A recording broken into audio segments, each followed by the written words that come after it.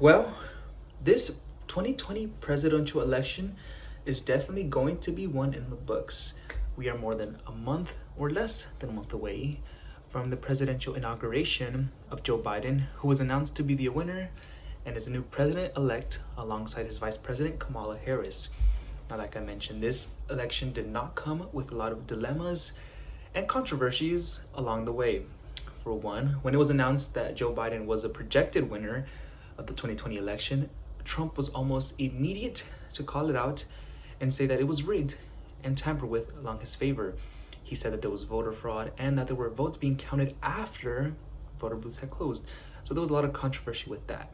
Now, the night of the election and when the results were being announced, Trump supporters in Pennsylvania and Michigan were actually showing up to these places and asking that the votes be stopped, because this is where Trump was behind Biden. But what was interesting to see was that in states like Arizona, where Trump was in the lead, they were actually asking them to keep counting the votes. Now, news experts and other sources were very quick to call out Trump supporters and say how hypocritical it was that they were asking that the votes be stopped in states like Pennsylvania and Michigan, but that it was kept being counted in states like Arizona. Either way, Trump was very quick to tweet out about it, where he said, "There is no way Biden got 80 million votes. This was 100% a rigged election." Now, since the election result, Trump supporters have gathered and spoken out in person, and even now, Trump is continuing to call out that the election was rigged against his favor and is not making this an easy transition for Biden.